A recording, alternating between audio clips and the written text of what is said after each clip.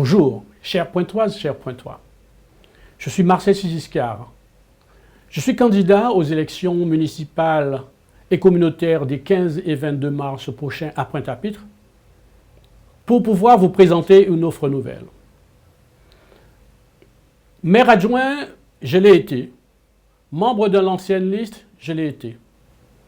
J'ai rompu parce que la méthode de gouvernance et le déficit abyssal qui s'est présenté à nous et le mode de fonctionnement ne correspondaient plus à mes orientations et à mes convictions.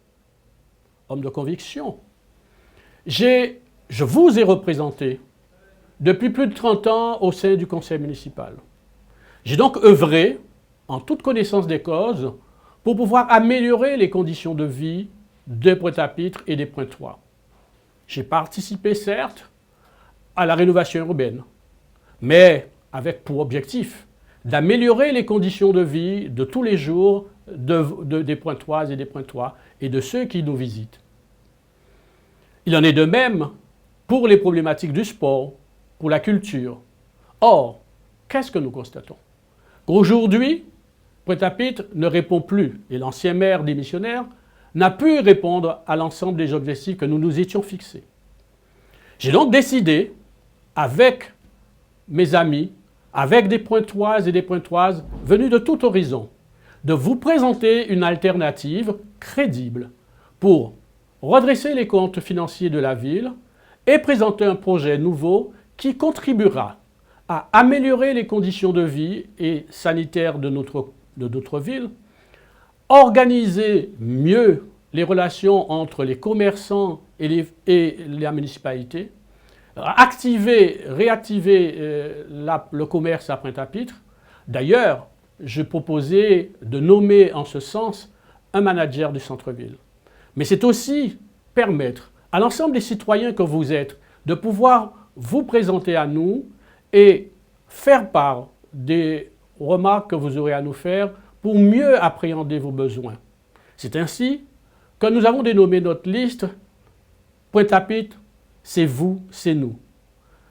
Aimons notre ville comme moi je vous aime et comme je suis en proximité avec vous. Je dirais que Pointe-à-Pitre a des atouts formidables. 20 km de bordure maritime. C'est donc faire de cette ville une ville maritime.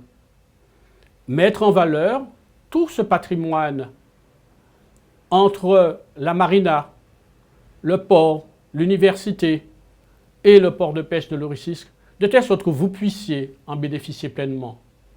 Ce projet de Calcaire qui nous intéresse doit permettre de mettre la ville en relation avec le grand port maritime et non pas de tourner le dos à la mer. L'université. Nous avons une ville universitaire.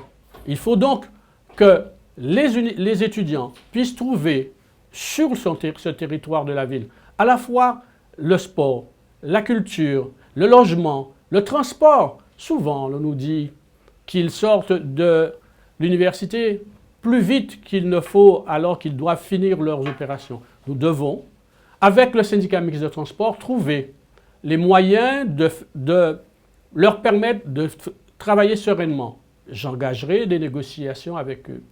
S'agissant de la sortie sud-est, qui depuis fort longtemps, la RHI est arrêtée, avec des investisseurs privés, je m'engagerai avec eux pour promouvoir autour du Memorial Act des conditions de logement décent, mais d'une valeur qui permet à cette zone d'être une vitrine de la ville de Pointe-à-Pitre. Je n'oublie pas qu'il faut accompagner les jeunes, la petite enfance, la jeunesse, les personnes âgées, les personnes en situation de handicap. Pointe-à-Pitre, et comme toute la Guadeloupe, a une propension au vieillissement. Il nous faudra faire en sorte que les personnes âgées trouvent sur notre territoire l'ensemble des besoins nécessaires pour pouvoir répondre à leurs attentes. Notre jeunesse a besoin d'être accompagnée. Vous avez besoin, chers Pointoises et chères Pointoises, d'une ville rayonnante, sécurisée. C'est en cela que mon équipe et moi, nous nous engageons fortement pour que vous puissiez ensuite être fiers de votre ville. Je vous remercie.